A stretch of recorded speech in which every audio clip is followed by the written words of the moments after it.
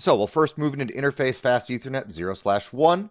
We'll give that an IPv6 address of 2001 DB8 2/64. Oops, we need to put IPv6 address in there. There we go. Next, we'll go in interface fast Ethernet 0/2. Here we'll do the same thing, IPv6 address 2001 DB8. This time is 42:0:1/64. Last, we're going to configure that loopback interface. So interface loopback 0, IPv6 address here 2001 DB8 03:1/64. And once again, I forgot to put IPv6 address in here.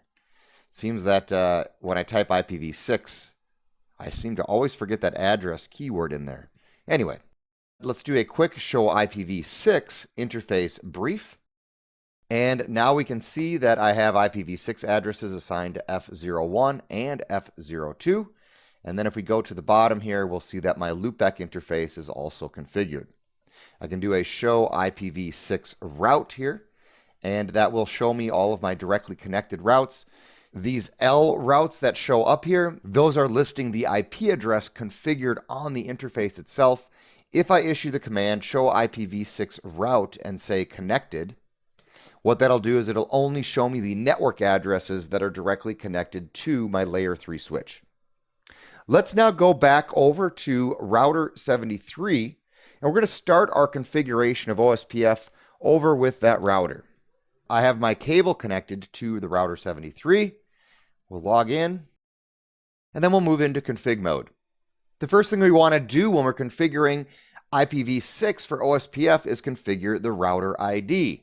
What can happen is if we are using a router that does not have IPv4 on it at all and does not have OSPFv2 enabled, the router ID will not be chosen here because we don't have any addresses on our router in the format of an IPv4 address. So we'll start by issuing the IPv6 router OSPF command, and I will just issue the command then, router ID, and here, right here, we get that error message, right? OSPFv3 gives me a message. It says, hey, I can't pick a router ID. You have to configure one manually. So here what I want to do is I'm going to pick a router ID of 73.73.73.73. That's just 4 numbers that represent the router name of my router.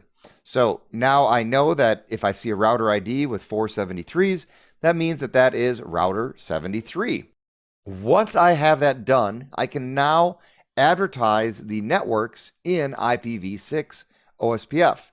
To do that, we do that a little bit differently than we did with OSPF v2 for IPv4. Here with v3 of OSPF, I have to actually go onto the interface itself to configure OSPF. So if I can type the interface number correctly, then what I would do is say IPv6 OSPF 10 area 73. Now I've just turned on OSPF on F00. Let's do the same for F01. So here we'll issue that same command. And then we'll do the same thing on loopback 0 and on loopback 1. Now OSPF v3 is enabled on router 73 here.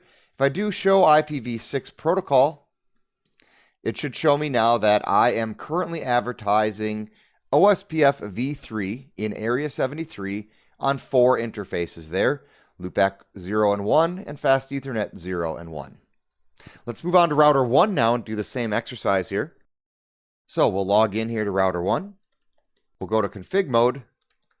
If I do a show IPv6 route, we can see all of my IPv6 routes. If I add that connected to the end of my statement there, I see the 3 directly connected routes to router 1.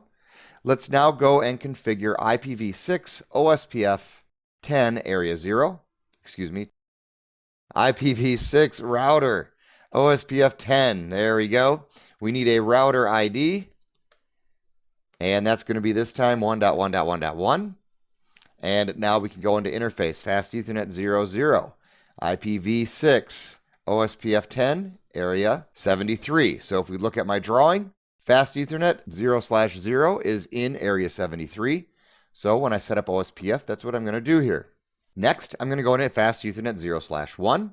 This interface is in area 0, so I'm going to issue the command IPv6 OSPF10 area 0.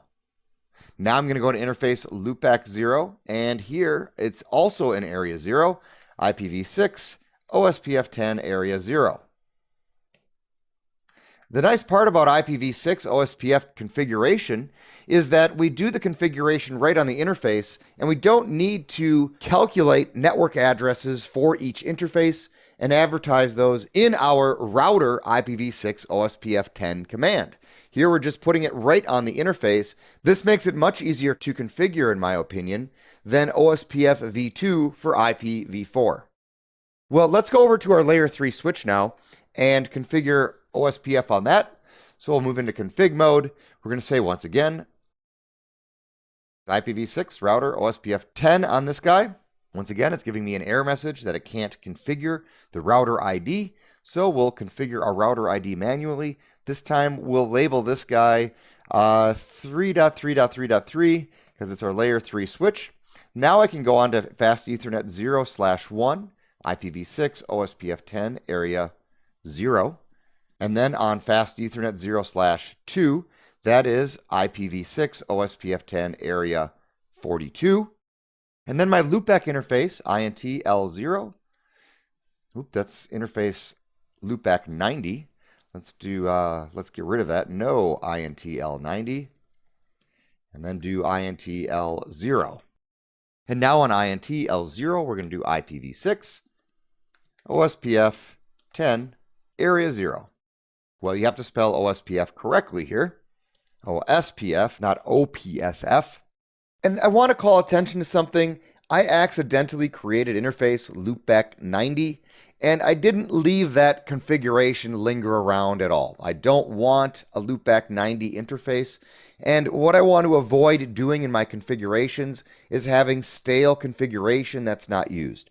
So right when I configured that incorrect interface, I went and removed that interface so that it's not stale and sitting in my config. Let's now go to my last router here, router 42, and configure OSPFv3 on there. So let's go into config mode, and we're going to configure IPv6 router OSPF10. But it's saying IPv6 is not enabled here. So I have to issue the command IPv6 unicast routing. And now I can go enter my IPv6 router OSPF10. I can choose my router ID now. I'm going to pick 42.42.42.42. Now I can go into interface Fast Ethernet 0/0, which is in area 42. So we say IPv6 OSPF10 area 42. Same thing for Fast Ethernet 0/1, IPv6 OSPF10 area 42. And for interface loopback 0 and loopback 1, INT L0, IPv6 OSPF area 42, INT L1, and the same command here. And now I have advertised OSPF on all 4 of my routers. If I do a show IPv6 route now, I should see all the routes for all the networks inside of my OSPF environment. And sure enough, I do. I have my routes from area 0 here showing up. Those are showing up as inter-area OSPF routes, which is what the I means here after the O. And then down here, I see my routes from area 73. I know they're from area 73 because I've configured my IPv6 addresses to explicitly have 73 inside of the network address for all the networks in area 73. The big value here is that I can quickly look at my routing table and notice which routes are from which area. Now, this is the default configuration for multi-area OSPF. So if we look on all the routers, we're going to see all the routes for all the networks.